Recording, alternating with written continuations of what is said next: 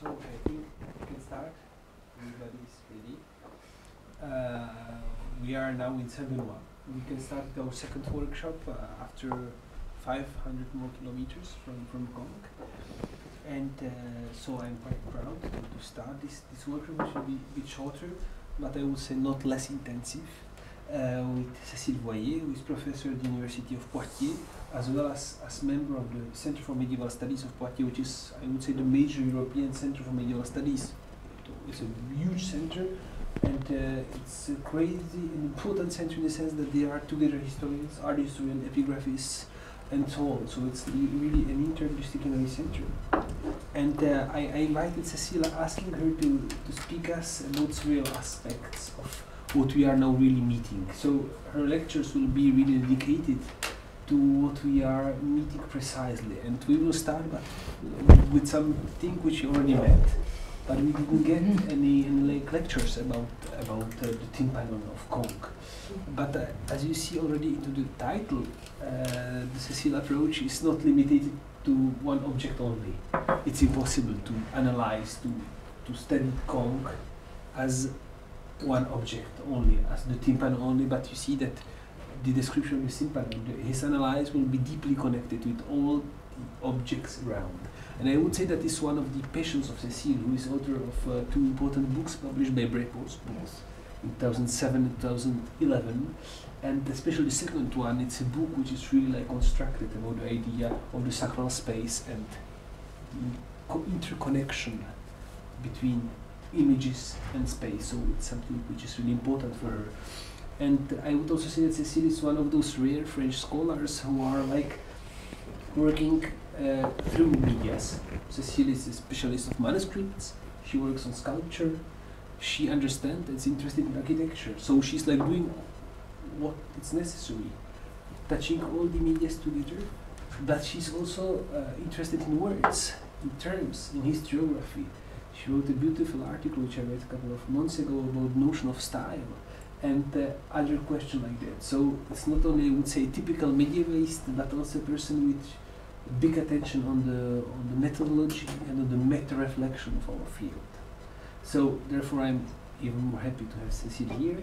And so her first lecture will, as you see the title, be entitled From the Sculpture of the Tympanon of Conques to the Treasure, Images, Figures and Signs. And then Cécile will like make the lecture.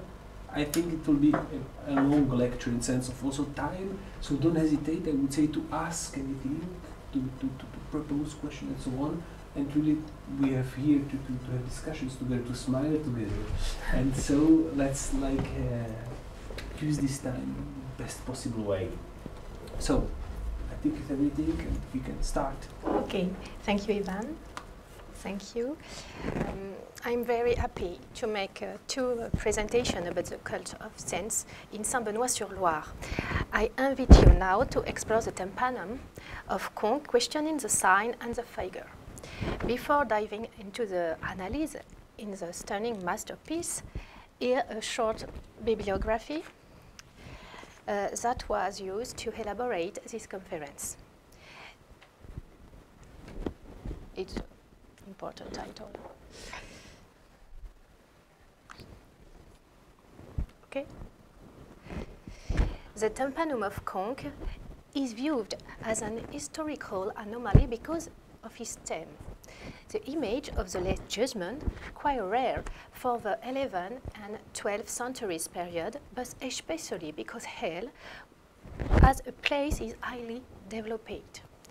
One of the contemporary Tampa, the Hellmouth gate, is the only site referenced. The entrance of hell is figured to evocate the idea of condemnation. The Tympanon is moreover hard to date. The epigraphists learned to write at the beginning of the 12th century, and others for the datation between 1130 and 1135. At first, we observe the contrast between the strict high facade of the church and the Tympanon that offers its profusion to the oncomer to the parvis. The sculpted ensemble is dense and complex. More than 125 characters make multiple visual sequences. I can then only be read by fragment, but logically, it has a few traps to attract the eye. One, therefore, has to identify in the formal languages of the pieces the elements put forward. The order of the Tympanon is built around major motifs that are shown as essential landmarks by their relief.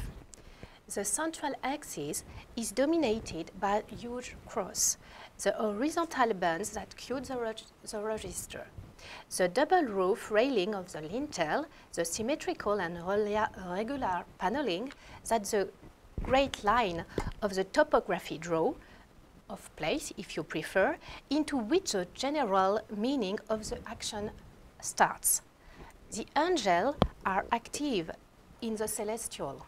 The Christ command with a double authoritarian gesture in the intermediate register, the contrasted destiny of the chosen one and the damned one. Clear partition on the temple. The chosen one are regular, orderly aligned to the right, and the damned make the triangular mass to his left of Christ. The first indication to take out the structure of the Tympanon is the following. Half of the Tympanon, the infernal world, is the opposite images of the other one, the chosen. It syntactically is a geometrical opposition since it has the function of marking a radical separation that corresponds to the action of the Christ as told by the New Testament at the end of the days. A radical separation between two terms that are the opposite of each other.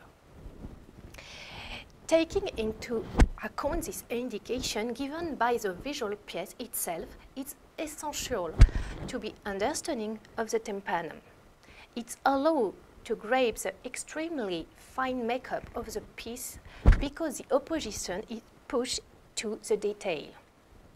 For example, on the median register, the good abbot is standing, turned towards the Christ, the cross well erect, very straight. It is the echo to the bad abbot, knock over onto the floor, cross on the floor, back turned to the center. Therefore, its one privileges the geometrical opposition, left-right. One has to wonder about the vertical axis and the links of the images or scene situate on the same vertical axis, from one register to another. However, the creator, the conceptor of images, scrambles the crowd to provoke the questioning, inversion of the symbolic codes to make the message stronger.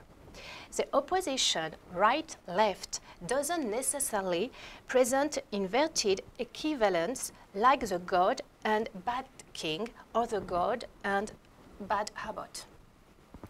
Therefore, one can deduce that the infernal activity only maybe just the opposite of the celestial activities, and the damned, the whole negative opposite of the chosen. It is not certain that the weaponry or tool used in hell to torment the damned will be the opposite equivalent of the emblems and object symbolically exhibited in the celestial as it is, on the contrary, the case for the bad abbot whom the cross is effectively knocked down.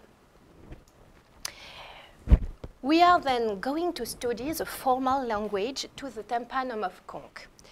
One analyzes the syntax of the visual piece. In other words, one analyzes the plastic characteristic of the image because they constitute the language of the images. They are the significant structure. We are going back to the concept of the figurative through. You understand? Oui. Of Pierre Francastel. You know Pierre Francastel? No? No. It's a great historian, French historian art. We do not dissociate the quantum from the style. The style is in itself its own content, to use Pierre Francastel's words. Careful, each piece is original and has its own formal language, its own rhetorics. Studying the formal language requires to go back to the material functioning of the pieces, of the piece, and not only about the pieces that we want to talk.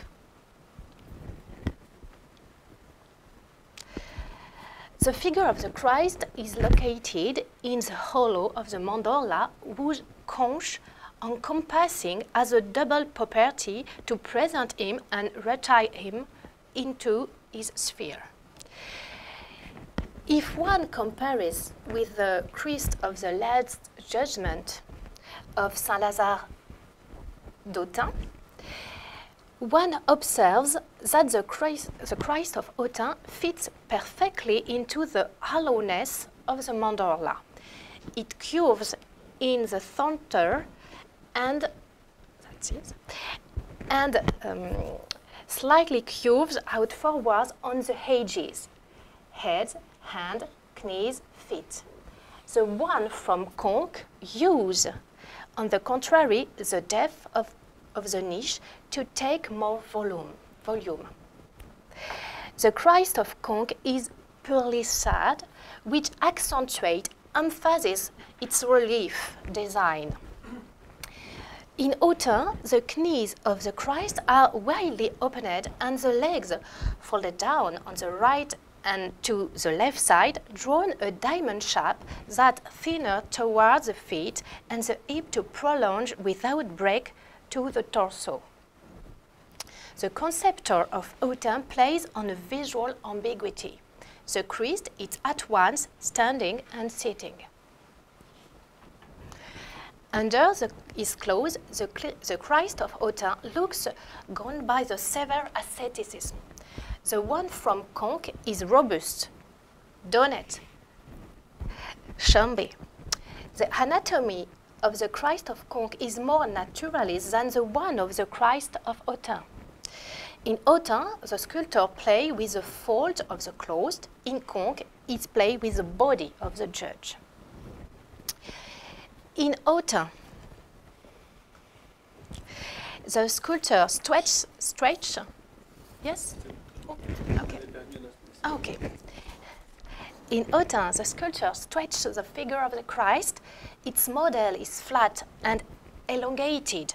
The demons are so caricatural to the extreme, whereas the human figures of the lantern are fleshier with a bigger relief.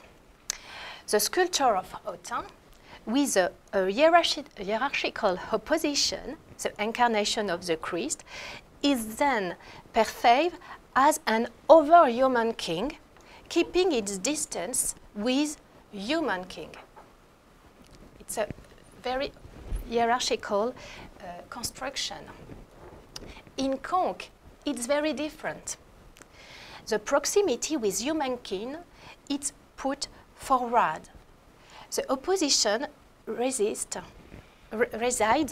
between the round corporality, full and healthy, than the chosen people got from the Christ, and the beastie one, deformed, sickly looking of the demons alone.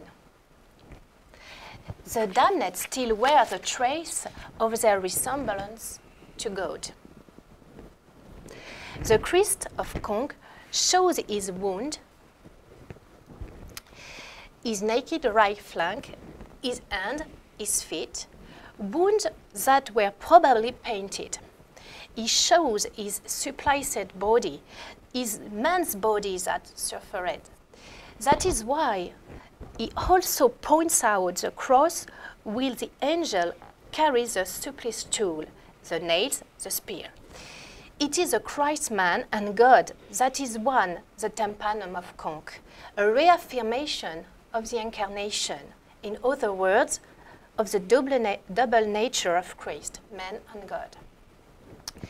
Let's go into the detail now.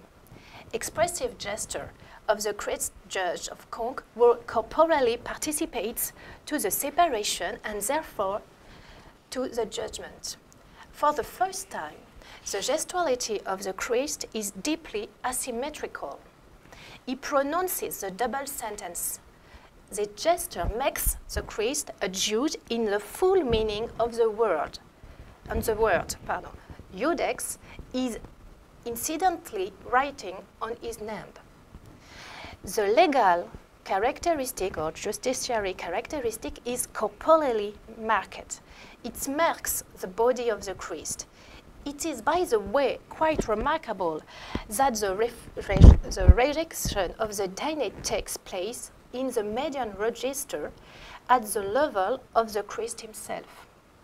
The separation gets organized around the Christ that emphasizes even more his judiciary commitment. This Christ is at the center and middle of the legal action. Those arms also show the way, the path, sinuous ascension linked to the cross that permits to reach the heaven, a steep path that leads directly to hell. Christ's commitment in the separation and therefore, in a still human time, goes hand in hand with a relative attenuation of the marks of the divine glory. The Christ Judge keeps his majesty through the inscription of the name, reaffirming it is a king and judge.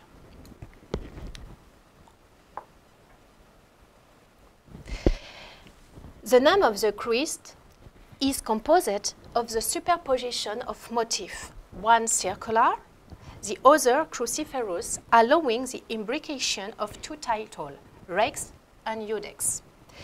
The word Rex is written on the arms of the cruciferous, whereas Iudex is written on the curve of the name. The two words are entangled.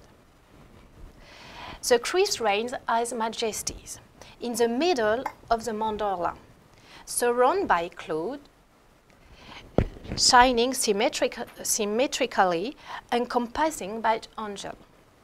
The Christ is shown in the frontal and powerful manner. Without the gesture of his arm, we would be facing a timeless image manifestation of the eternal kingship of God in the heavens. But the gesture of his arms brings us back to a moment in history, just before the end of the days, the judgment times. The idea of time, even future, is given by the gesture of the Christ alone.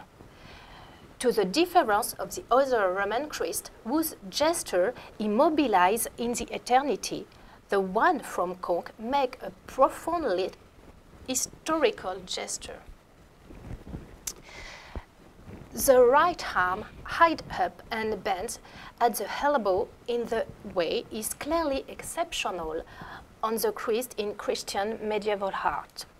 It is hard to relate this behavior to a speaking gesture, as not fingers are bent. It seems more like an authoritarian and almighty gesture, event of commanding. He decides of everything.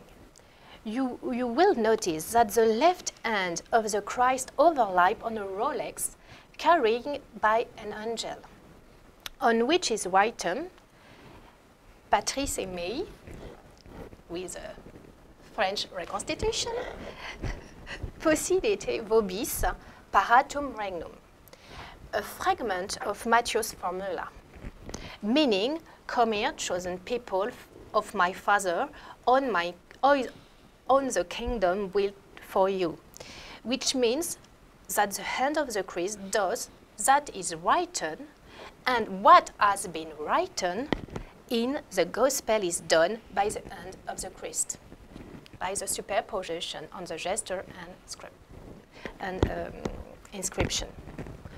The left hand rejects the damned Rolex, where one can read, Stay away from me, curses one. The conceptor of the image goes further into the detail. The direction in which to read the inscription, it is genial medieval art, on the Rolex are in agreement with their meaning. On the phylactery to the right of the Christ, where is it? About the holy people, the text goes towards the Christ, whereas the text too is left, where it is about the damned goes away from him. The phylactery to the right of the Christ, inviting the chosen to the heavens, is writing in an ascending direction, whereas the one to the left of Christ descends towards hell. The scriptures become the equivalent to the lifted and lowered hands gesture of Christ. The form of the phylactery are also opposite to each other. The curves that enters the mandala space and touch the Christ, the chosen will contemplate God's face to face, they will be in touch with the divinity, whereas the steep decline and the descending inscriptions are kept away from the mandala space. Another interesting detail for me is the inscriptions that address the chosen get lost in the clothes. The pronoun vobis is cut off. It is not an incident, the sculptor having miscalculated the length of its inscription. Moreover, because the conceptor used this same process for other inscription of the Tympanon. Anyhow, the excessive care used for these motifs allows us to reject any kind of clumsiness. However, one should wonder about the meaning of that detail. The sculptor of Conques wanted to show that there already was a good length of text already written, but still hidden. The eventually future still being a mystery. With a similar intention, but different processes, the scripture about the future engraved on the Tampanum are interrupted. The engraved inscription of the shield of an angel. The angel will appear and will separate the malicious from the just. The verb to separate, conjugate at the future tense, and cut short makes the ends of the inscription. So the breaks happens on the ending of the future tense and affects the word meant to mean the separation. You understand? Yes? My English? Okay. Another example can be seen in that sense. It is the inscription engraved on the cross. The verb is at the future tense, and the inscription is interrupted right after the conjunction introducing an implicit temporal proposition. All the events related by the tense are at the conditional. The Tampanum works as an announcement of what is going to happen at the end of the day. The conceptor tried to translate this idea of the conditional through the plasticity. The representation of the time, the visual transcription of the time is highly difficult, hence those details that are essential in the understanding of the image as a whole. But other textual tips strengthen these hypotheses. Because when we went to Conques in front of the portal, Hans Berling told, oh, there is an error in Latin. No. It was like, do you remember it? Hans was telling this in error because the verb is not used in the correct way. Apparently, so yeah. He said that something is missing. Yeah, something is missing to Hans. Yeah, and so the idea of the temporality, which is like broken by the inscription, or the inscription with underlying this question that everybody get it? Okay, sorry. I know. The time referred to in the image has not happened yet. This future is announced, but stays a future. One of angels hold an open book, the Book of Life, which signature Liber Vitae is written and so contains, still invisible, the names of the chosen or predeterminate. And apotheose, the last word of the poem that runs on the bands is futurum. This term has a plastic and verbal use that emphasizes it. Its graphy is highly elongated and its position is unique above the antechamber of L. The accent put on the word futurum makes a visual and verbal counterpoint to the threatening gesture of the devil holding his stick. On an other hand, the poem and the localization of the word futurum give a pre-warning note to the message of the Tampanum. O sinner, if you do not change your behavior, be aware that a harsh judgment awaits you. The banner is left empty under L after the word futurum, as if the future was not yet written for the signer, and as if the page was keeping clean. The sinner can still change his behavior and save his soul. In other detail is particularly significant. The way Christ's eyes have been made. The eyes of the Christ of Conques are not the widely open eyes of the Byzantine or Roman Pantocrator. Looking up, looking above the head of the onlooker, looking straight forward, encompassing the onlooker in the universality of the overlooking vision, impersonal. In Conques, the eyes are looking down toward the parvis, towards who is looking at them.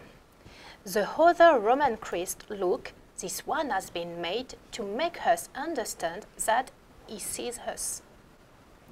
The pupil is located in the lower part of the eye, where it is diagonally, obliquely. You understand? Yes? Okay. Its inclination is 45 degrees plumpness against the face. The superior eyelid is lowered.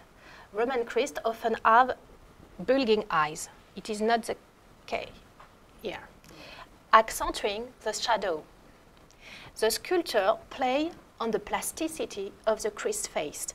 The projection of the cheekbone pushes the head socket in, underscore and prolonges his angle of vision. Careful. The look of the Christ of Conques has nothing in common with the looks of the character in classical painting. Even though we are in a looked perspective. The onlooker who comes to stand facing the Christ sees himself looked, and is called out by a look that tells him, on Judgment Day, I will see you, I will judge you, as I do here and now. In other words, The judgment in itself refers to a time, an anticipated future, and expected events to come, and place that is not the one of the spectator, but to the time of the narration that is given to him. The image of the Tympanon of Conques is at once a narration presenting facts that are to come, and also a speech, since the spectator is a listener who is called out to. The outcalling look of the Christ tips the narration of events to come over into a speech. It is not only about proclaiming threat, but for the viewer to see himself as a sinner under the scrutiny of Christ. The spectator is involved in his destiny. To sum up, the Christ of Conques shows an incarnate humanity in contrast with the faraway figure of Christ of Autun. It is more involved in the temporary, closer to man. The works with his muscle show his body off, desire the lower his eyes toward the onlooker, and accomplish a large gesture of separation, taking the risk of the compromising his royalty.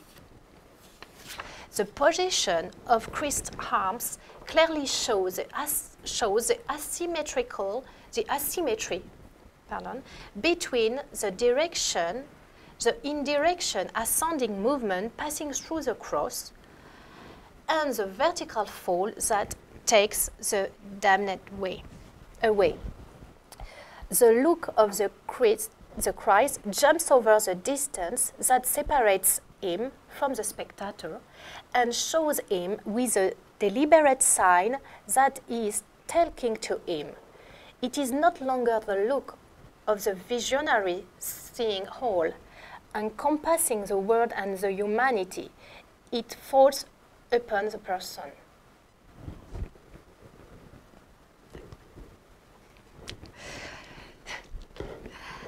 The angel. Yes. The angel of Conques take over some of the main roles that belong to them in medieval image. The ones of intermediates or agents of the afterlife, of guardians of the divine order, of celebrators of celestial liturgy. Their group is homogeneous and exemplary. The angels are alike physically, and their gestures are gracious. They are the inhabitants of the harmonious kingdom. Facing them are the demons, their infernal counterparts, who offer the roaring image reflecting the disharmonious world over which they use their power. The troops of angels fill up all the holy side, except the spandrel, where Sainte Foy is in direct contrast with the divine hand. In the two superior registers, they make a pair, paired again to make a quartet. Those quartets are also four.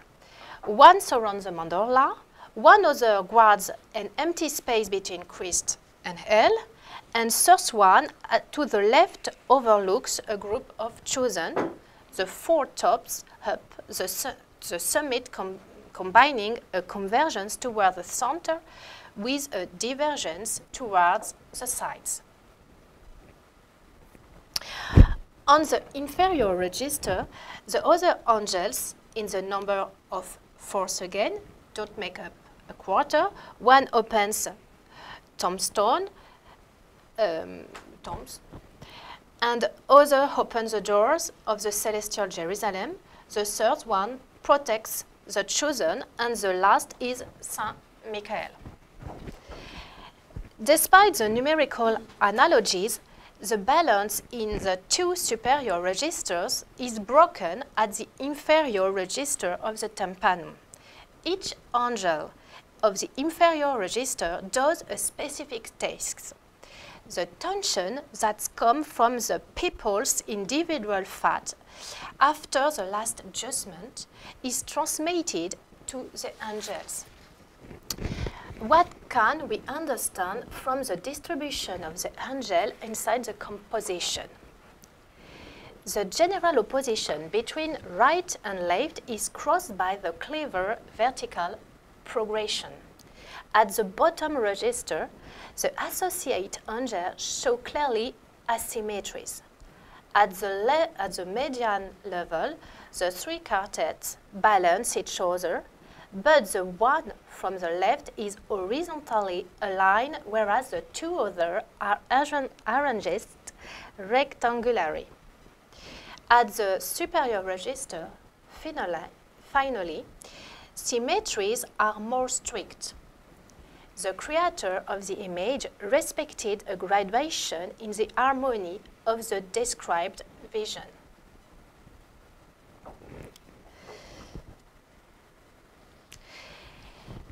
Without being absolute, the symmetry of the two angels playing the trumpet is pushed to the max. Those figures first only appear as copies of each other. Their difference resides in the central motif as told by Matthews in the second parousia. We can find some words about that divergence on the cross, namely the cosmic mission of the angel. The creator of the tympanum assimilates the sign of the man song to the cross. Thanks to the motif of the trumpet angels associated to the other motif, the creator of the tympanum managed to mix up the themes of the Christ triumph, return at the end of the day, of the resurrection of the dead, of the separation of souls, and of the unity of the chosen. Those angels are the dynamic character of the whole tympanum, because even in hell, where restlessness is hid, not demons mobilize the whole of the body to that extent. It is important to analyze this move, that posture. Firstly, because it illustrates in a perfect way the medieval conception of movement, but also because it will permit to understand better the opposition between holy and cursed gesturing. A very clear opposition of the tympanum between immobility or moderated movement to the right of the Christ and the gesticulatio, that belongs to the diabolical activity. The two trumpet angels seem to learn on the clouds to catapult themselves to the angles. Their wings are powerfully, widely open in a huge takeoff move. This projection towards the extremities goes in hand with the idea of the powerful trumpeting that opens the judgment. The localization, it's a very sonor manifestation.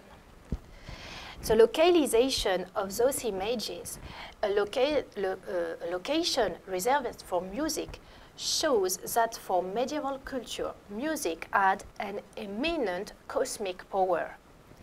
Those angels come out of the central clouds associated to the Christ to address the living and the dead about to be judged.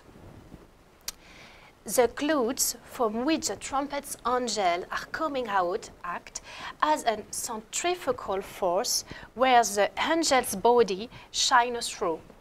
Legs are folded in a zigzag. the combination of the pushed back pelvis with the pushed forward shoulder, but parallel still, submits the trunk to a torsion. In other words, a high-low tension that, through the folds, emphasizes the movement. Even though the movement of this angel is moderate and the balance restored by the symmetry.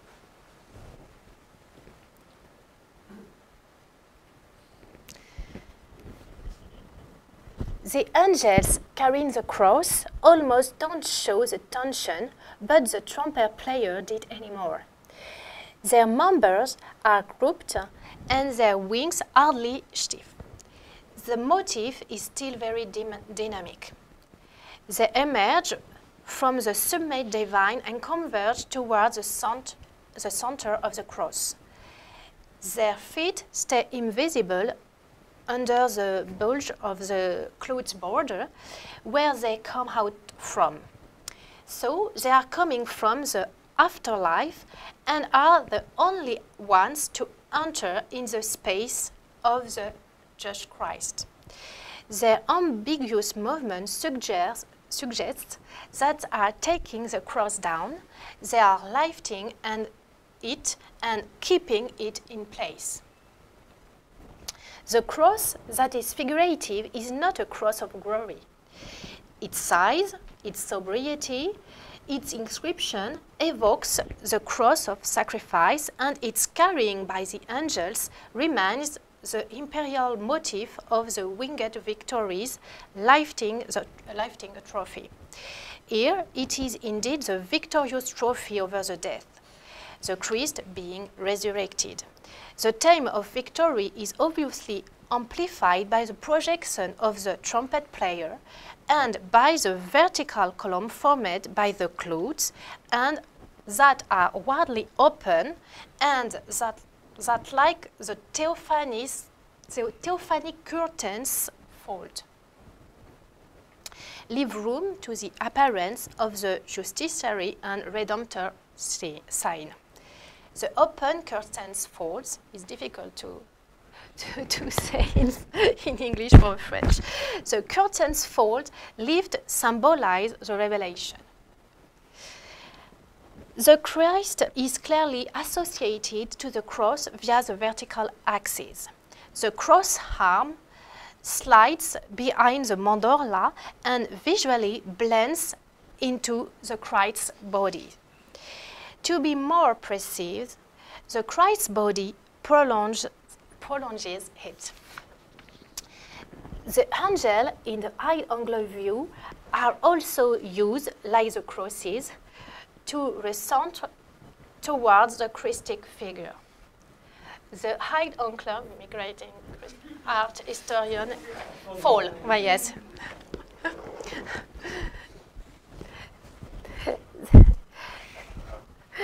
The high-angle view angels suggest the salvation come from height up, but they designate the center, the Savior himself, who came down from the sky as the starting point and to whom everything comes down to.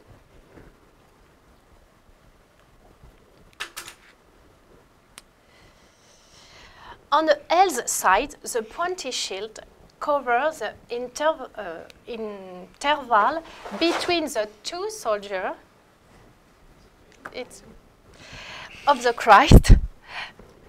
Here, the bottom of the handle crosses of the inferior band of clothes.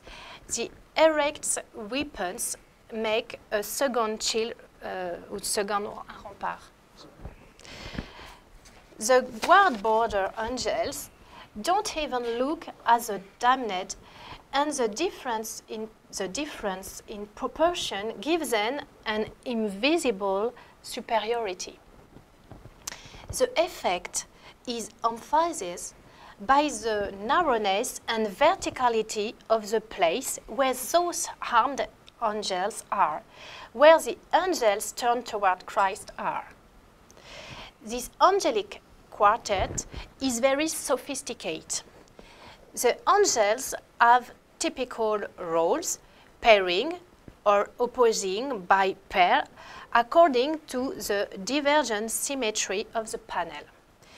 The couple turned toward Christ is in charge of liturgic function. The one turned towards hell, justiciary and military function. The most important position is kept to the angels carrying the book of life open in its middle. Opposition between the right and left page, chosen and damned, play on the open book whose names are invisible except for the Christ. The angel terrible is well worked on. Lead marked by palmette motif, the link of the chain and the hanging system are cute with care. The sculptor managed to create the feeling of movement even though the censer is rigorously vertical.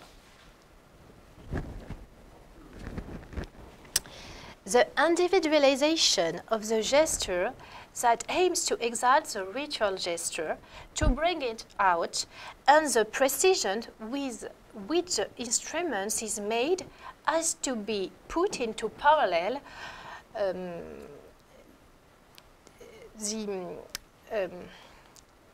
it's complicated to explain.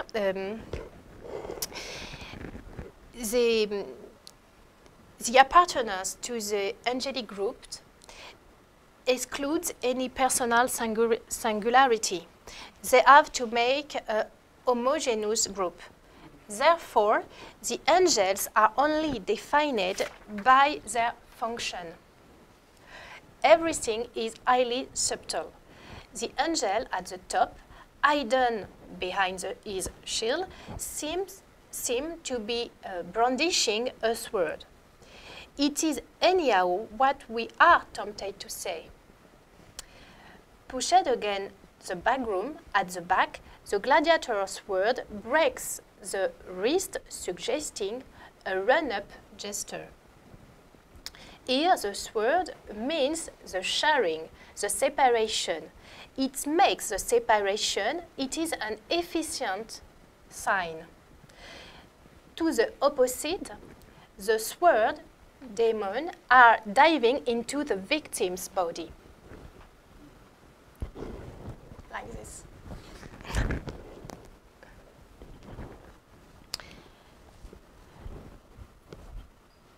The left hand of the angel that holds the gonfanon does not push anything back.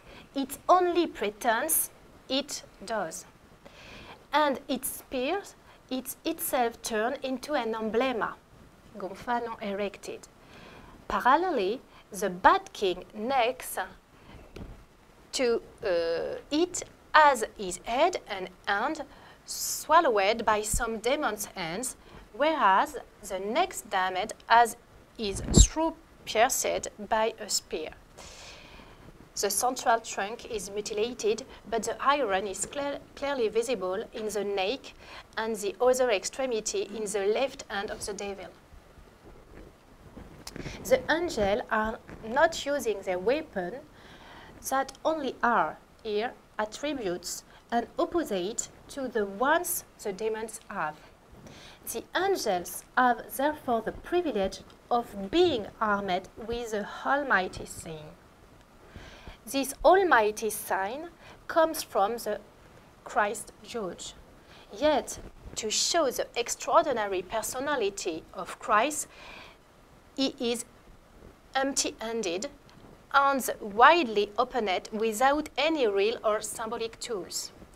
Therefore, the creator of the Tympanon took care to distinguish the ones who can act thanks to sign alone, attribute or gesture, from the one who in hell have to work their tool and their body.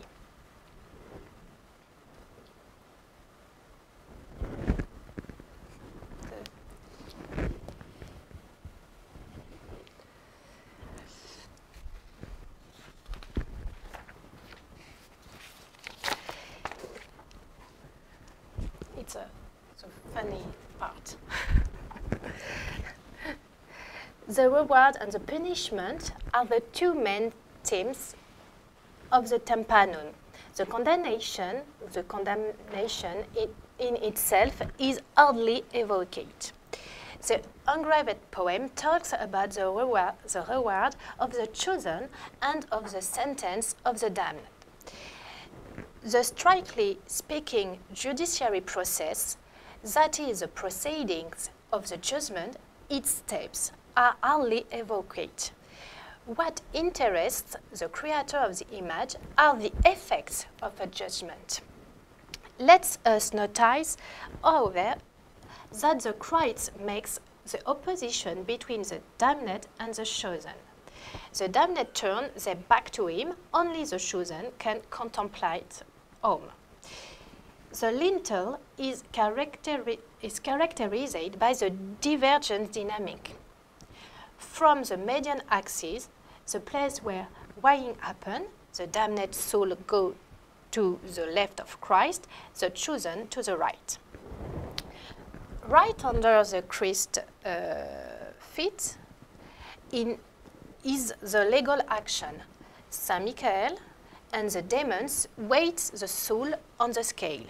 To emphasize the effect created by the image, the scales mechanism that has now disappeared was made of iron. The demon tries to cheat, but his trickery fails again for the angelic force. In the axis of the hand of the Christ, a damned falls earth first, straight into hell's antechamber. The aggressiveness and violence of the place are clearly highlighted by the devouring, the huge mouth of the Leviathans that makes the entrance to hell.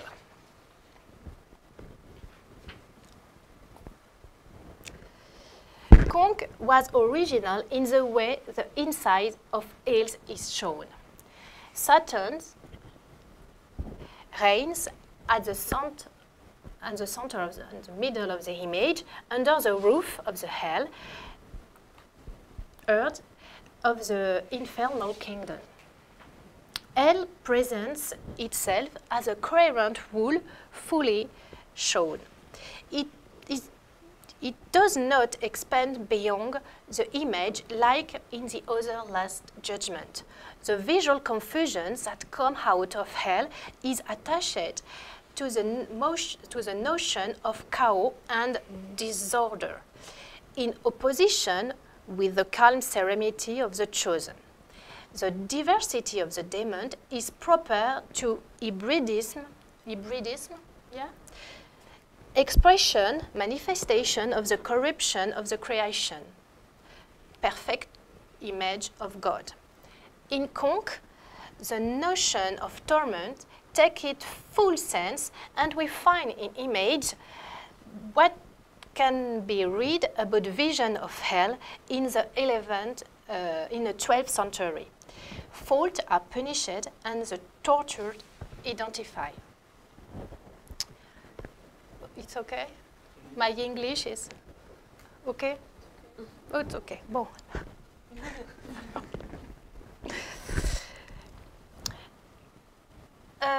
A knight fled first from his mount, attacked by two demons.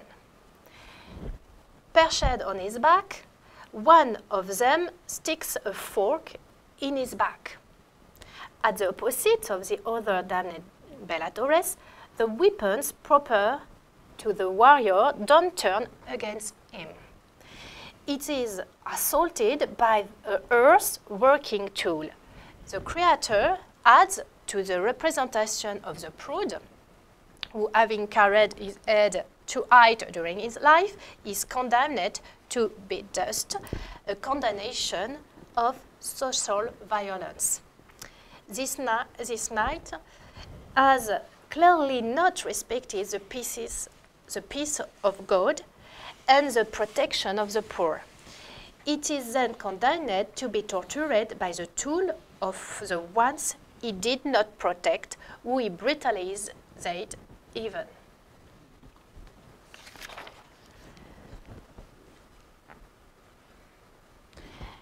an adulterous couple has been sculpted. The woman, hair down and breast naked, makes a gesture of powerlessness, the typical one of the damned. Her lover is behind her. They are bound to each other by a rope that's around their neck. Not specific sentence is inflicted to the couple, if not for this imposed promiscuity. However, the damnation for adultery is shown by the bind that hampers them and that refers the condemnation for adultery by temporal justice. Like this. Or like this.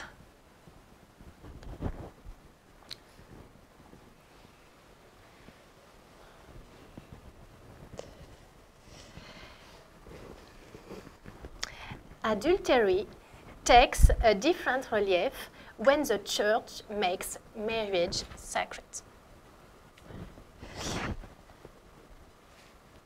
A bearded man, a noble, if you look at his shortly cut hair, beard and his hair, is used as a footrest by the devil. A lazy one, condemned to burn on the bed of flame. This lazy one testifies. A man is hung, a bag of gold around his neck, is how avarice is punished. You know that. A man is getting his tongue pulled out on a bed of flame. It is a liar or a slanderette, a corollary of envie, le bavardage, ou la médisance.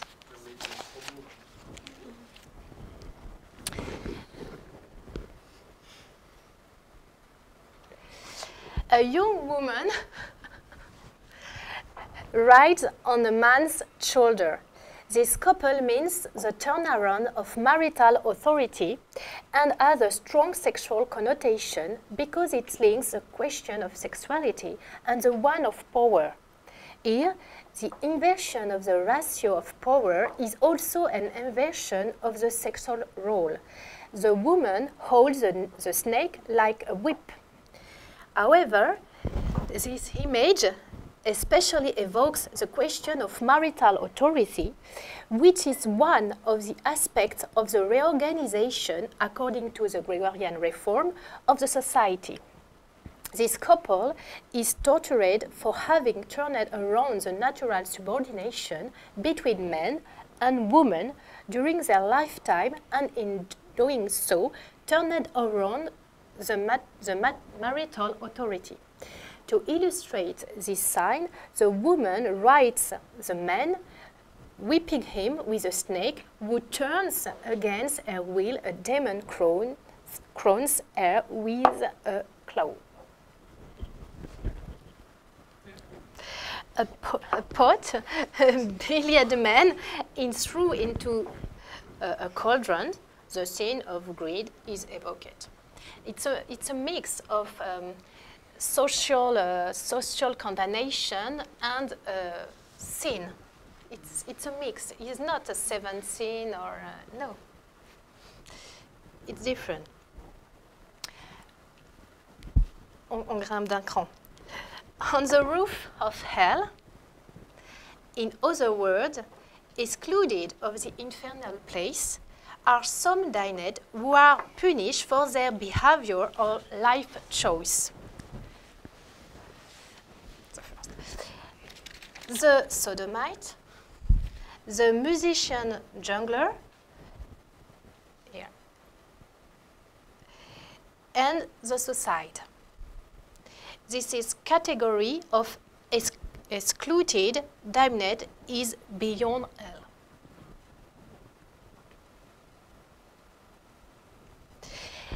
The damned is put on the spit from where is committed his sin, for the sodomite. A rabbit AD demon is active. It is the only one looking like that on the Tympanon. The term cuniculus was already associated to sexuality in antiquity because of the proverbial reproduction of the rabbit. The French word conin or conil appears at the end of the 12th century and plays on the analogy with cunus, the con, the woman's sex. The bear-head demons hold the jungler on a leash. It is again an aversion. The bear trainer is condemned to take the beast-placed object of his choice.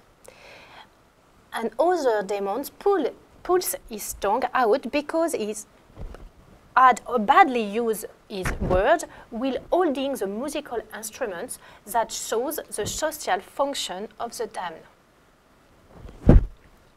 And a suicide plants a knife in his own neck while a demon beats his head. The suicide is condemned because only God decides birth and death.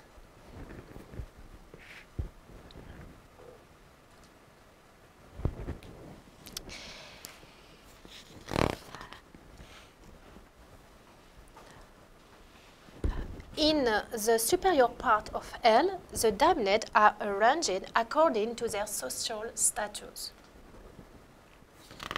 Bellatores and the Back King,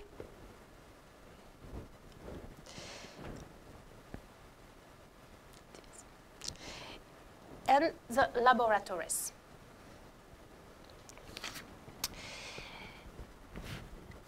In this section,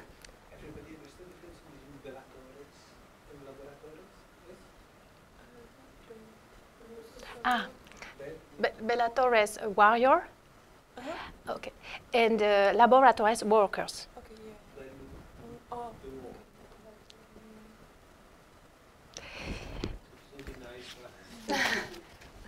Okay. Donc in this section, the laboratories section, the female demon, the only one of the Tampanum, mistreat a man whose nakedness is hidden by a piece of fabrics or textile that a demon ends up showing off above him. Perhaps I have. During his lifetime, this man was selling to or dealing with women. The importance of the material evokes surely that is used to steal this product. It is probably a dishonored draper who cheated his customers by pulling the chest of materials to sell less than it charges for, and the demon beating this piece of material. A damned is hung by his feet by a push around his neck. The tip of a knife touches his mouth. The scene is linked to the use of words. Hanging by the feet indicates an aversion. Here, then, a lie, inverted truth, and an illegal gain. Money, legal, yeah. It denotes the corruption of a man whose true words is a job, perhaps a magistrate, a lawyer. And the last one, a counterfeiter has been sculpted on the top of the Tympanon. It is identified by an inscription. It's very easy to identify this. Okay. The oratores now. You can see the Ned that imprisons the clerks is the symbolic tool of the conversion which turns again the sinner's ear. A bad abbot is condemned to prostrate himself, his cross is upside down. An heretic also is amongst the damned. Do you see the heretics? Okay. Here. Here. With the Bible on his back, here, with the Bible, and his head is beaten by a demon.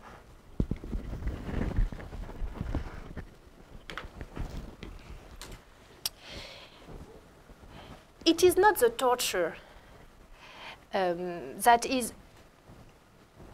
emphasized in the Last Judgment. Reference to the mutilation is rare. Most often, the sentence is limited to the action of the fire, to the aggression of the demons and reptiles. Violence against the damned is weak.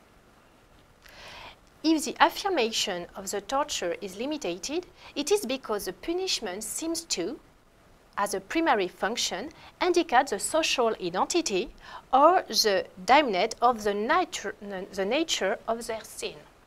Of their sins. Each damned or group indicate a specific fault, offense.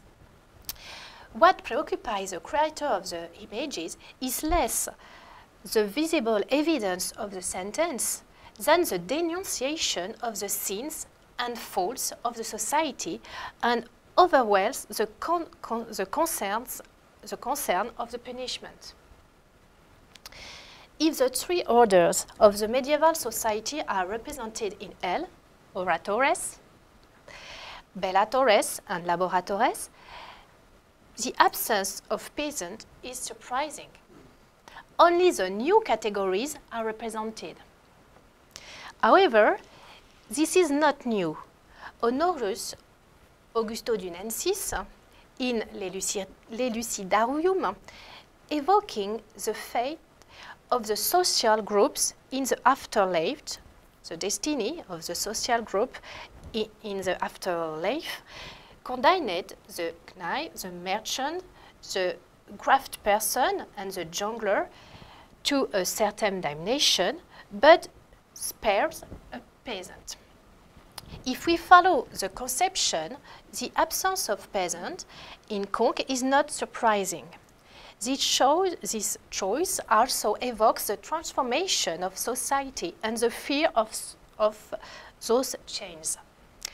The development of cities, place of perdition for monks, the monetarization of the society, and the opening of the economy favoring offenses linked to cupidity, envy, stealing, corruption with money, counterfeiter, the increase of merchants, business people, etc., bankers, etc., moneylenders, else has a social, political, and moral connotation in Conques.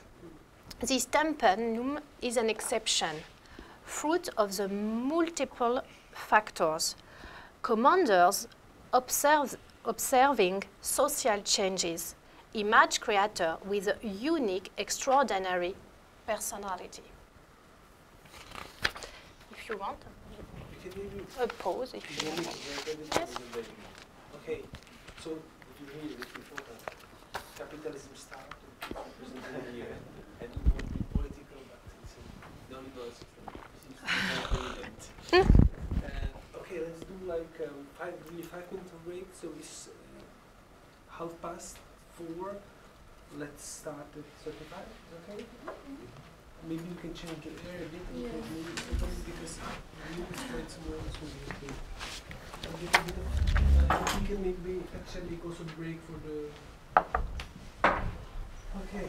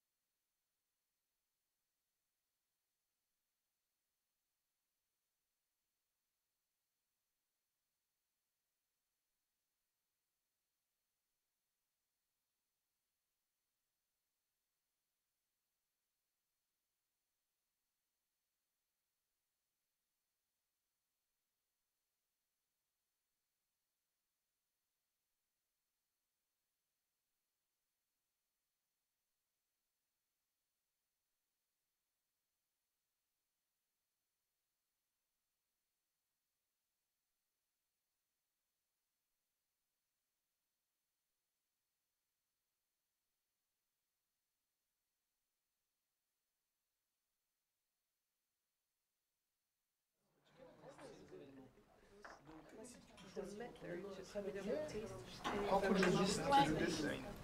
You use one pen and it's Tak. good. Je to? Říkáte jo, když si dáš. Já So si after- ještě zase omluvit, že to píšu pozdě a už to bude. Do you make a projection of the movie after? Like live projection? Yes, possibility do it. And first we will make online subtitles. Hotovo.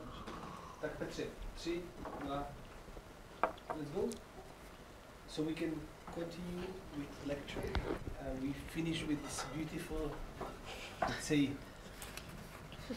proletarian analysis of the history with the bourgeois who are like represented in Northern Beauty. So we can continue.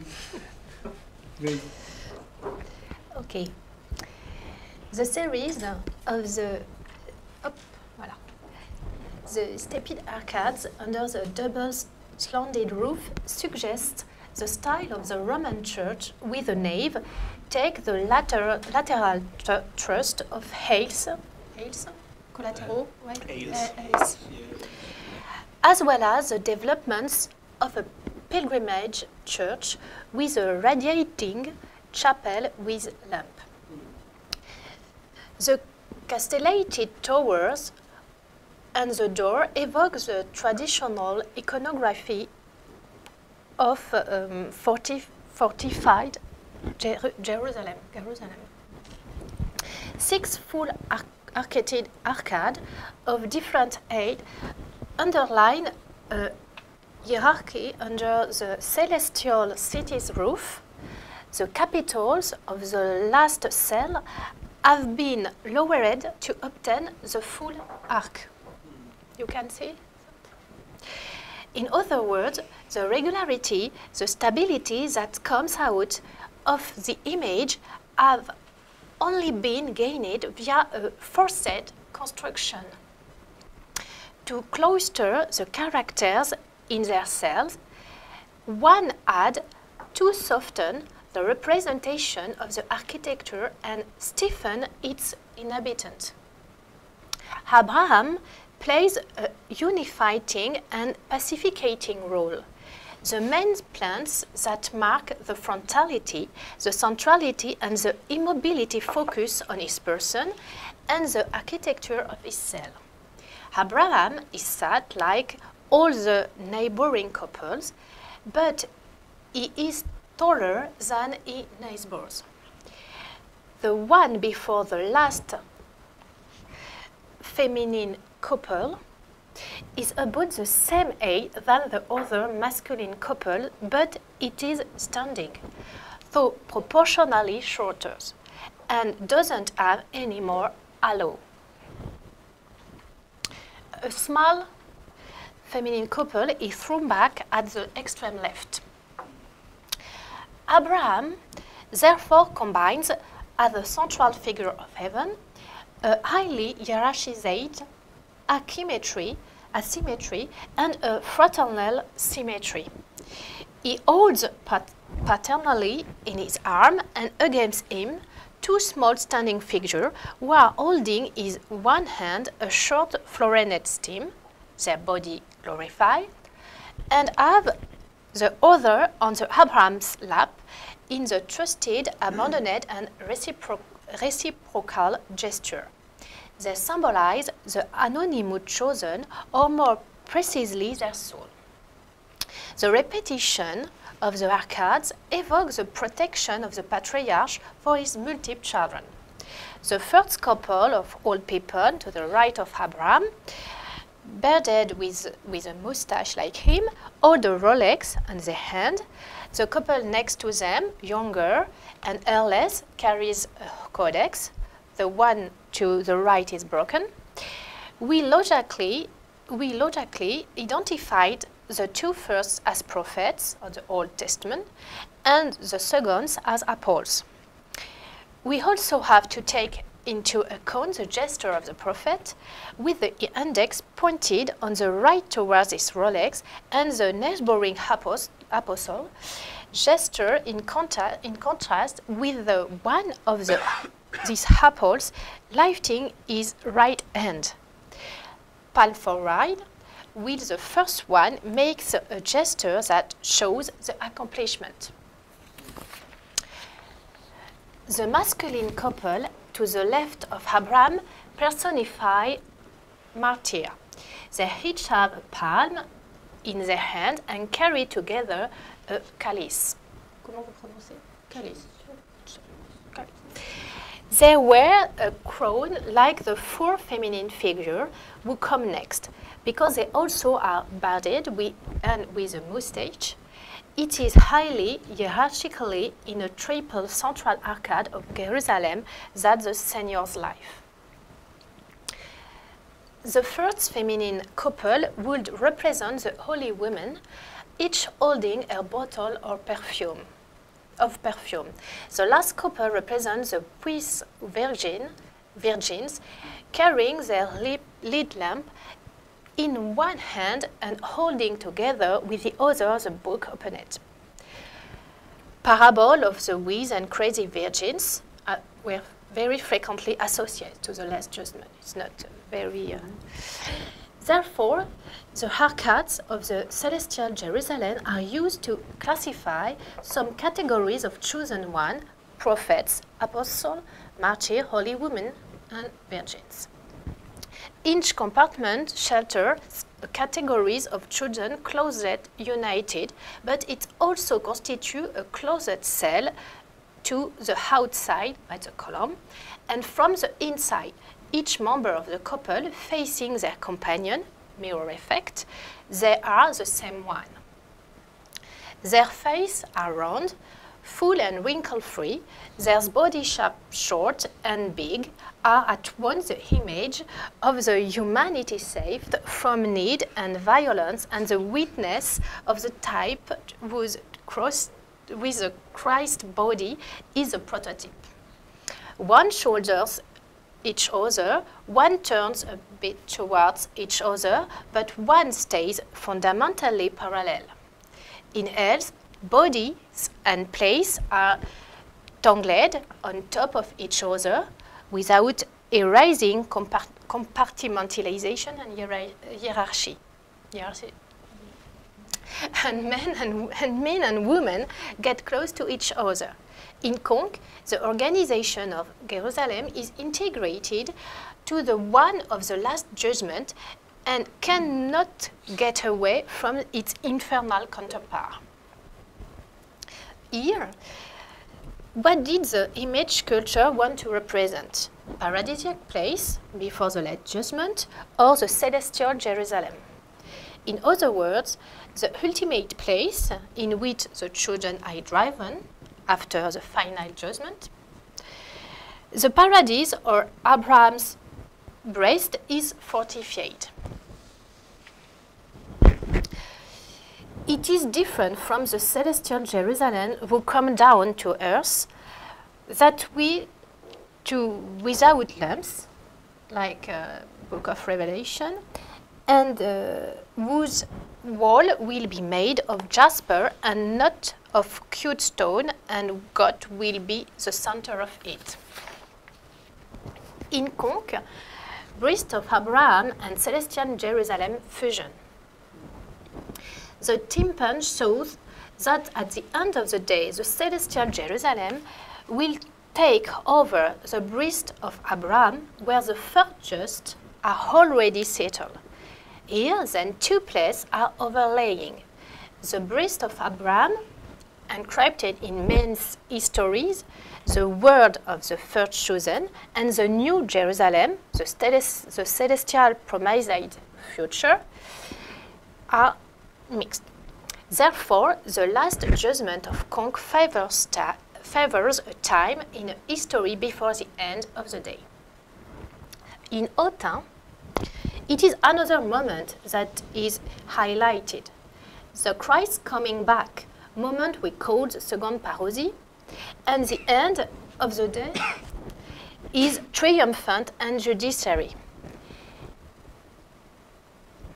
The men who are resurrecting show by the intensity of their reaction, positive or negative, the unavoidable power of this revelation, the stupefaction, the veneration, the thirst got up that dominate the chosen, despondency for the damned. Those connotations are almost absent from the Tympanon of Conques. The poem does evoke 3 times the Gaudia and the Letus, but it is not this atmosphere at all that evokes the Jerusalem of Abraham, nor the procession of chosen. Here, the theme of the resurrection is secondary and limited. In Autun, to the opposite, it is widely deployed on the lintel. And it's prolonged even in a more metaphorical and symbolic way above in the effort to the chosen to stand up, to hang onto the large figure of the angels, to climb from floor to floor. Whereas the arcades of the paradise of Conques are saturated. The celestial arcade of Autun, for which an entire population yearns, are still widely available, and at the top, the doors of heaven is wide open and on an empty threshold, whereas the doors of hell are closed like a coffin.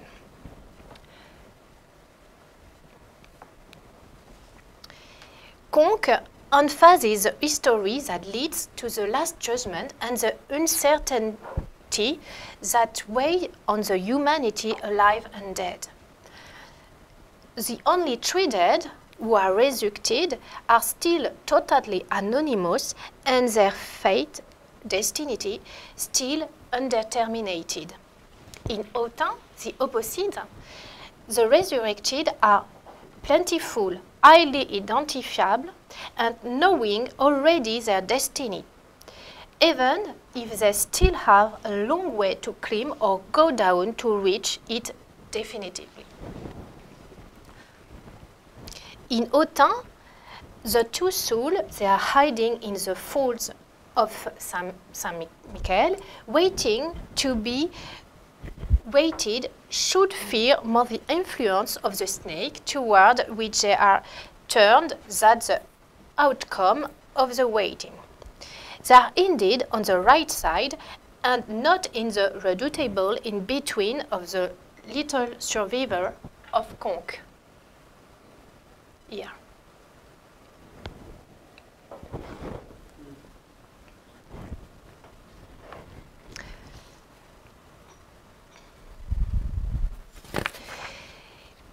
This Soviet one of the last chains is significantly located in the axis of the scale, whereas in Autun the scale is moved left of the Christ and is used to manifest again in a triumphal manner the triumph of the good over the horror of evil. It is here a tool to verify and not a real hardship.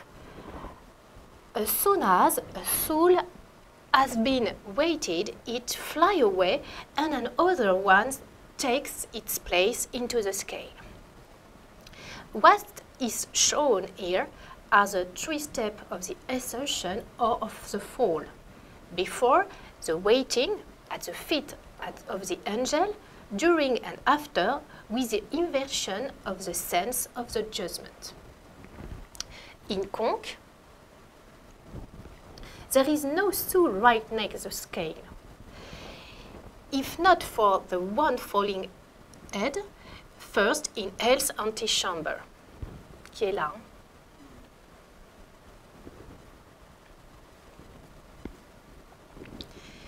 Here, the accent is put on the challenger between the devil and the archangel, and not on the victory of this last one, even if the scale, despite the cheating of the devil, leans toward the right side. Autun, where is Autun?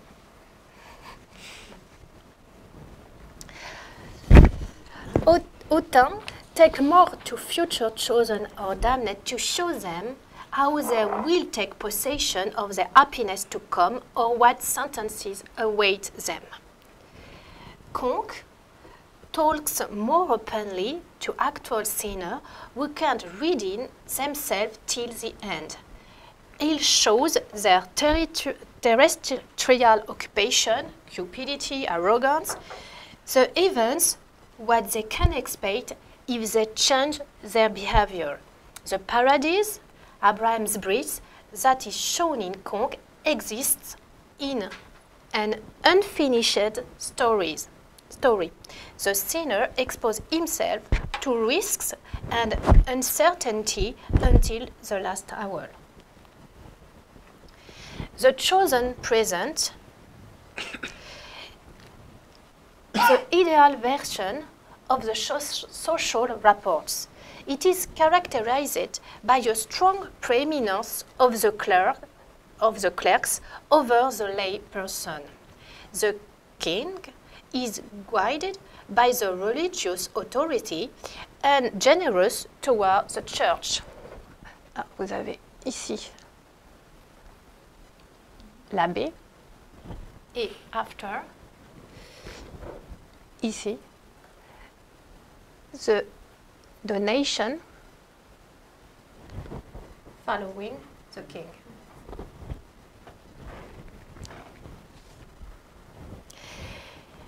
The abbot goes first and introduces the king to the Christ on the side of chosen.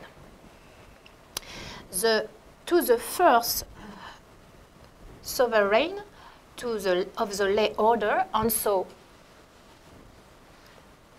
Saint Peter, incarnation of the spiritual power. However, the entire procession stands behind the Virgin, that is the Ecclesia.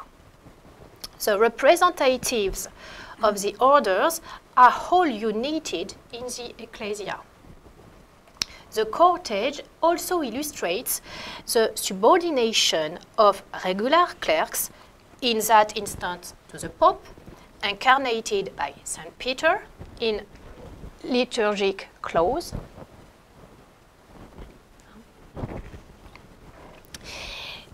Wearing the pallium, it fits into the speech of the renovatio, founded on the duality of the clerks and lays, and on the affirmation of the pontifical power. The Abbey of Conques supports the reform.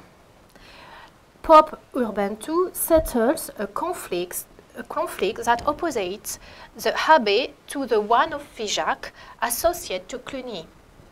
The Abbey received a few advantages, and at the beginning of the 12th century, the Pope Pascal II donates relic of Saint Peter to the Abbey because of its loyalty to the papacy.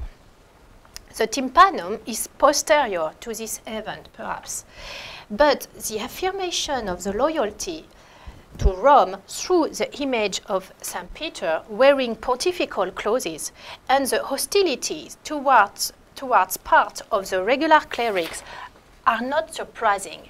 Here, the Tympanon gets a political dimension, and the monks of Conques clearly state their affiliation, a cultural community strongly revendicated. The relic of Sainte Foy also are a tool of the powerful community of Conques. Other objects making the treasure participate in the making of his power and the affirmation of the cultural identity community by rewriting, it's not easy, history or update the memory of their origin, aiming to highlight the importance to themselves and others. What is a treasure? You know that now with Cynthia Anne. Yes. This treasure is a container founded on a materiality, but which, according to Philippe Corder's definition, eludes him straight away because it evocates something else that's above it. It is not exactly an image, nor mental, neither material, even though it can be represented like a chest or object on material in indeterminated quantity. The treasure, success, splendor, and especially thesaurus is a word that gives a particular quality to objects, making them almost disappear, provoking an expectation, taking them beyond themselves. The treasure, inherited from the antiquity, is a tool of power which the ecclesiastic institution progressively took possession of in order to demonstrate the role it means to play next the Christian sovereign. What is more, those objects that make the treasure are associated to stories.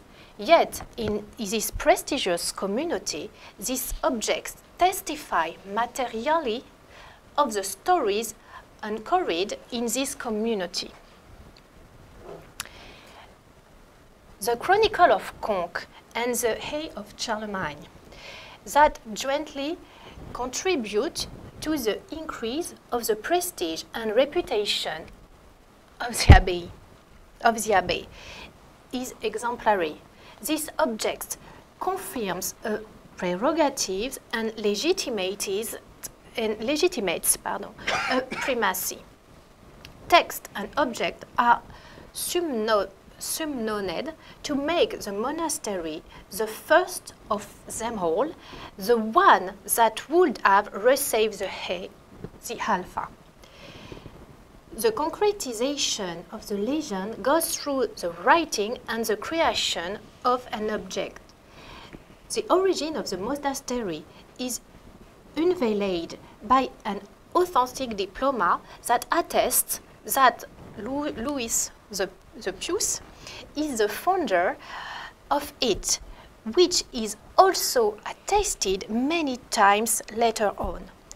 Astronomus, in Louis the Pious' life, makes a list of the 24 monasteries founded or renovated by Louis, in which is the monastery of Conques. In the 11th century, the Book of Miracles of Sainte Foy of Bernard d'Angers states the donation by Charlemagne of a shrine carried in a procession with the statue of Sainte Foy. The Chronicle reused those different elements in order to definitively make a legend and gives to Charlemagne the paternity of the 24 abbeys. The text insists on the primacy of Conques, confirms history with the simultaneous creation of an object, legitimate the legend, and contribute to throw Louis the Pious into oblivion. The object, here the alpha, becomes a sign, an object sign, or what Daniel Rousseau calls objects of presence. Those objects of presence indeed draw in hollow the ideal figure of the king, the figure of a mythified power, sometimes adjoined to a prestigious name, nor less mythified. Those objects of presence give substance to the power of the donator. It's a kind of relics.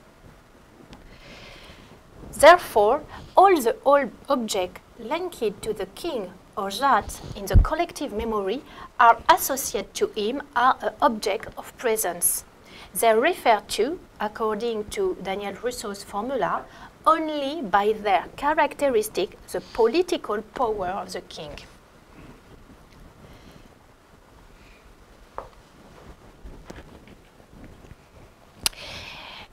Let us go back to the Tympanon and Sainte Foy.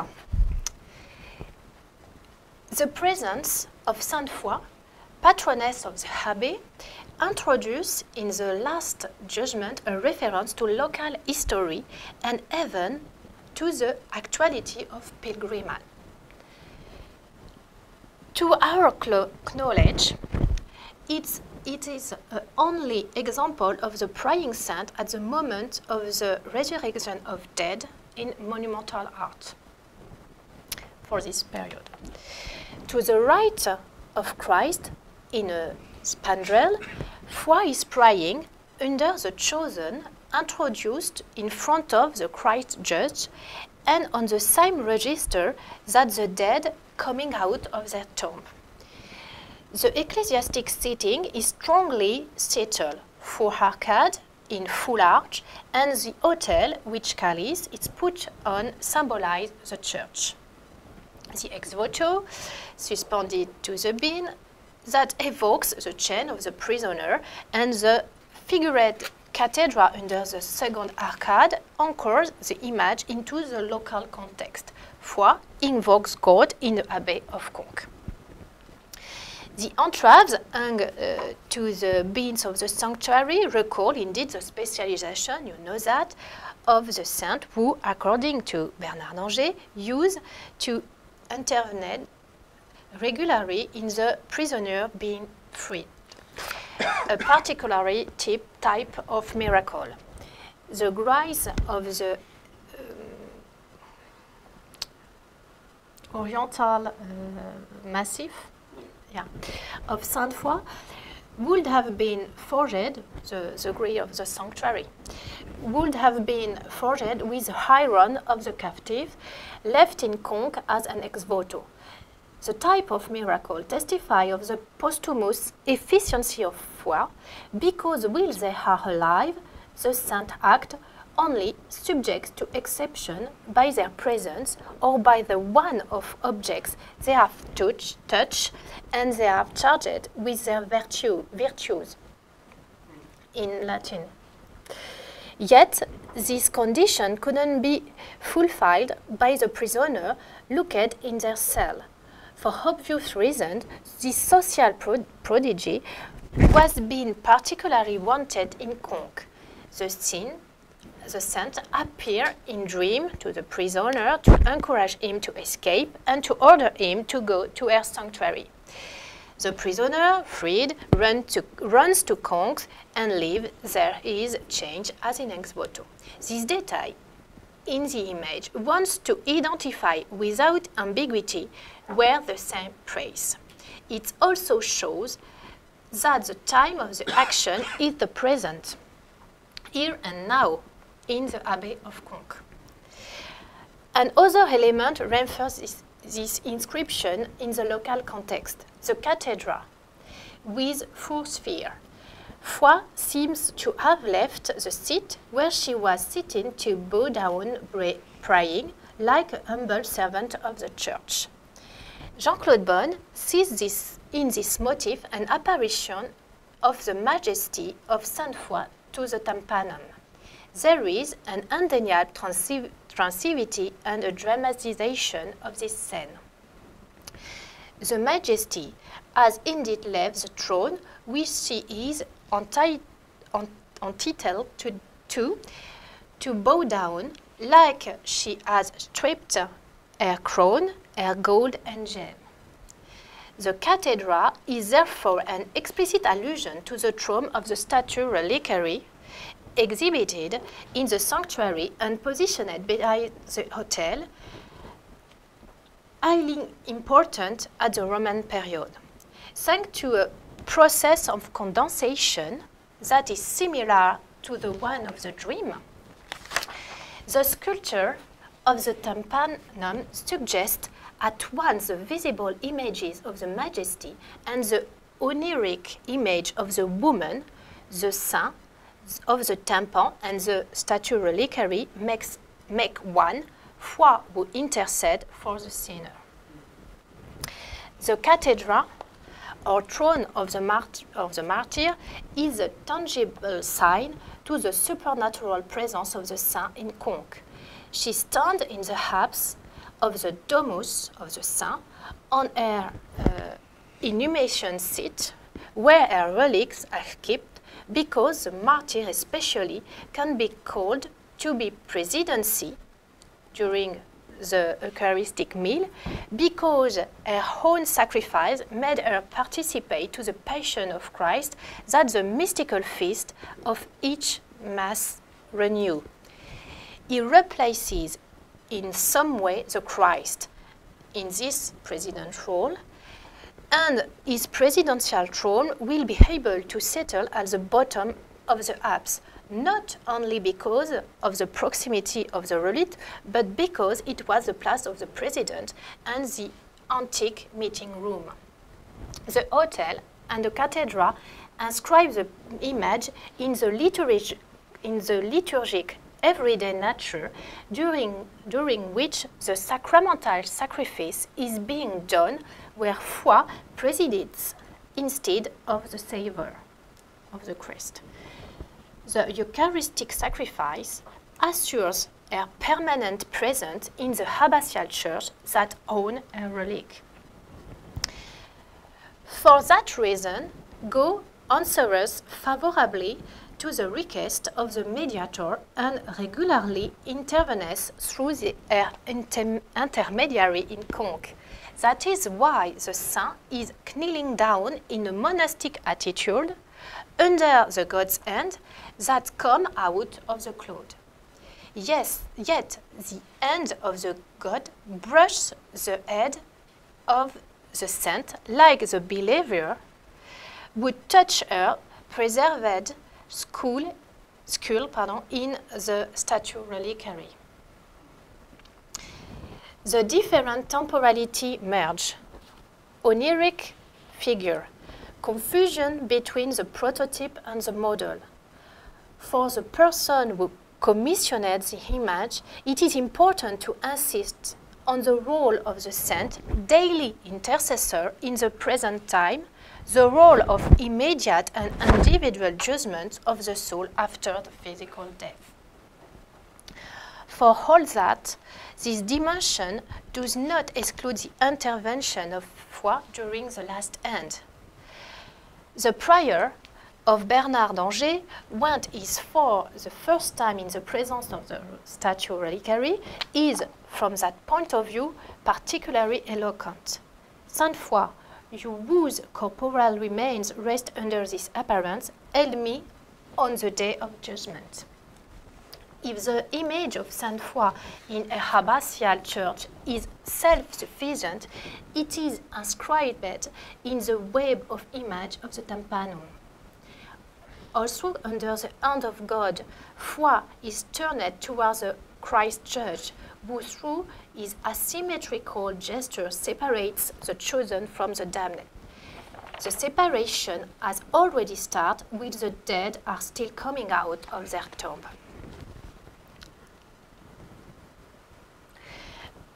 Under the feet of the judgment, on the same registers and foi are the opening of the tombstone, Saint Michael and the demon are waiting the soul of the deceased.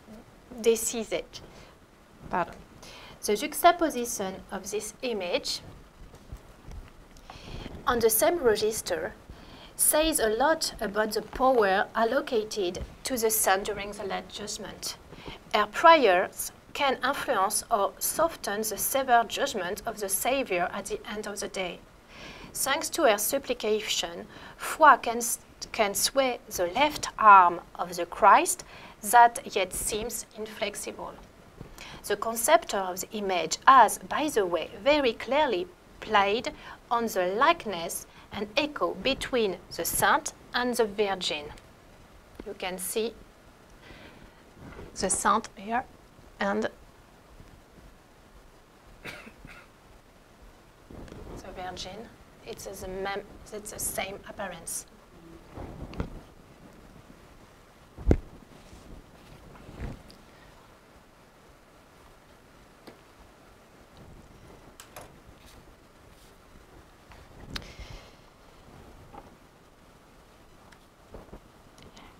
You can see the Saint and the Virgin wearing a large sleeveless dress, a coat, a veil, with the same inroned fold and joints.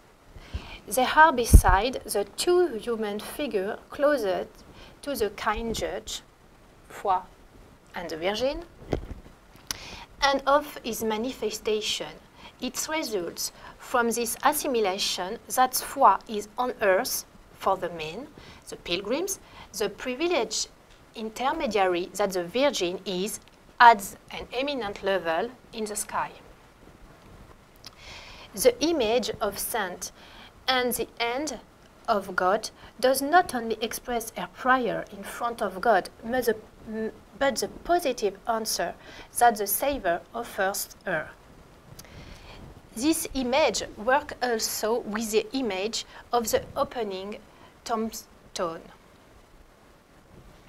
The angel from behind who closes the composition at the lead, the rhythmic repetition, turns those resurrected into future chosen one, situate incidentally to the right of the Christ, but by coupling the supplication of the saint with the resurrection of the chosen, the monks of Conques put in images the efficiency of their saint and their own. They are in charge of praying for the deceased and to obtain for them the salvation after death. Let us also note that the series of 4 sarcophages can be read as a chronological sequence. Direction of the reading descending and non-reversible. Transition from the completely closed to the widely open, progressive release of the body, the head and a hand, the entire arm and the other forearm, a knee, etc. Role of the angel, position of the lead. The progression of the resurrection enables to establish again the duration of the proceedings in the last judgment and to highlight the transition from one state to another. Therefore, when Foi intervenes in favor of a sinner, the demon facing Michael can no longer, despite his deviousness, make the scale lean toward his side. Apart from the positioning of the image, the shackles that hung from the beams of the sanctuary are metaphors that, in the Liber Miraculorum, permit to illustrate the bond that connects the sinner to Satan. With this prayer, Saint Foi would free the believer of the chain of the evil. By ensuring the absolution of their faults, the saint enabled them to reach the breast of Abraham. The hagiographic liberation are inspired from the ones of the New Testament. The first of the metaphoric liberation is the one of the Christ who, by breaking the teeth that keep him in the darkness, triumphed of the death by coming out of the sepulchre. The image of chains that hold the sinner back to evil is found in the Epistle to the Romans.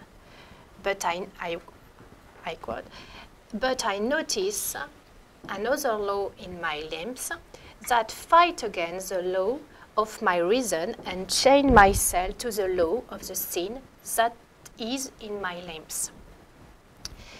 If the saint participates to the legal action at the last end, she is also only figured in the man's time and not with a procession of chosen that present itself in the front of the judgment in the divine time. She is the intercessor of the sinner on earth, and now, when at the head of the chosen, the Virgin is the mediator of man, human, of the universal church, close to the Christ at the end of the day. The martyr of Agen saves the sinner's soul at the ultimate moment, at the time where there is nothing left to play for. On the inferior register, at the entrance of the two worlds separated by the dividing wall, an angel pulls a fearful chosen towards himself, looked down by the threatening demon. He has not exactly passed the border between the good and the evil, since he has been saved at the very last moment. If the sinner can be saved at the last minute and pass the door of paradise, he cannot do it without the support of the angel and the prayers of Sainte Foy in his favor. The intercession of the saint is incidentally only request for the sinners incarnated on the Tympanon by this chosen of the last chance.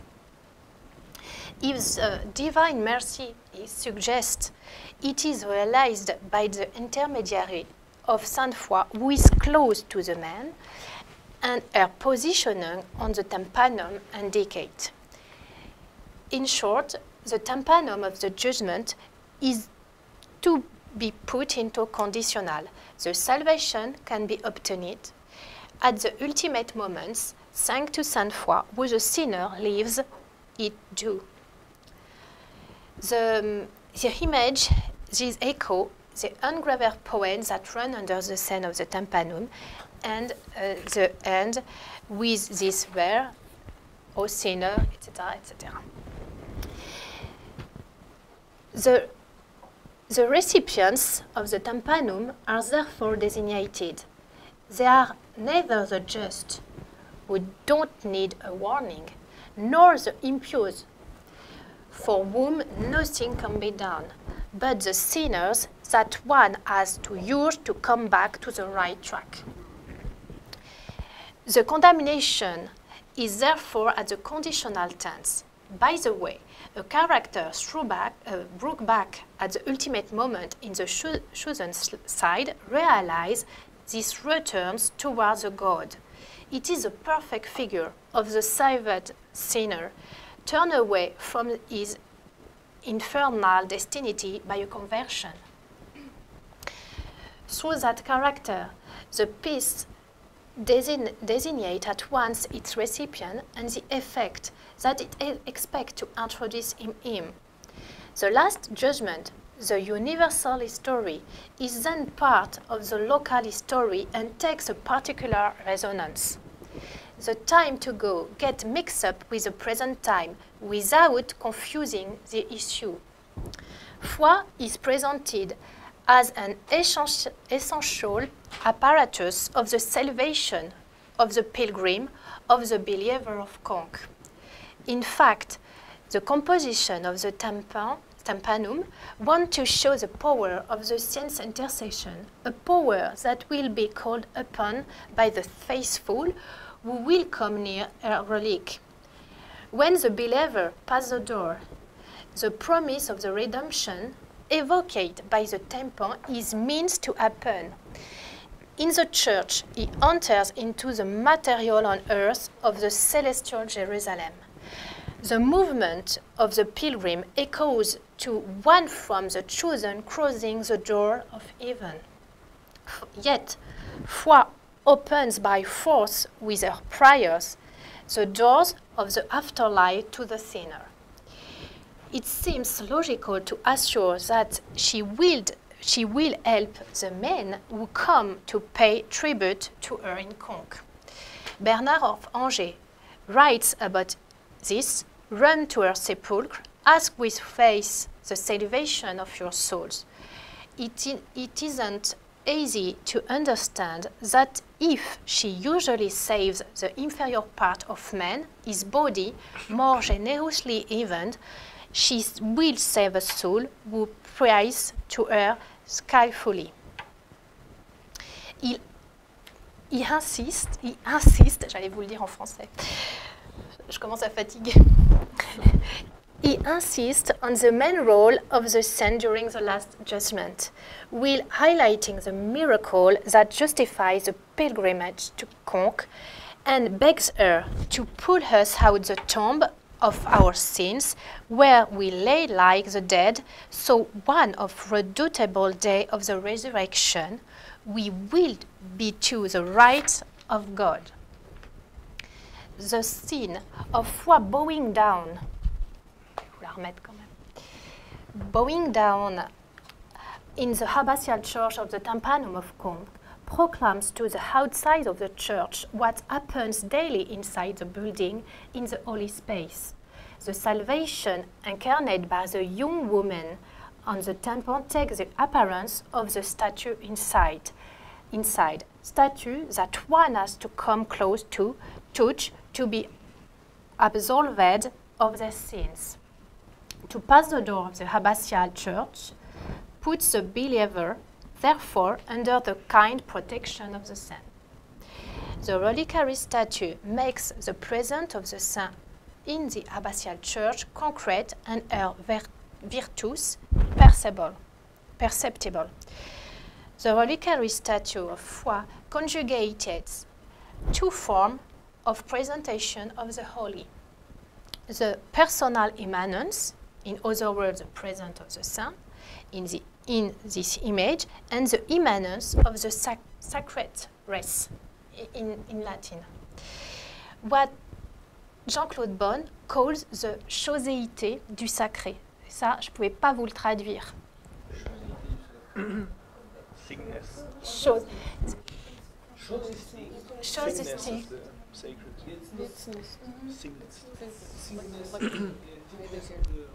Ouais. It's a philosophical concept of Jean-Claude Bonne. It's difficult. The matter, the effects produced by the matter and perseverate. The relic of foi and the impressive reliquary statue go in hand with stories that prolong the told of the saint's life of his miracles. To give body to the absent, here the saint, is a constant worry.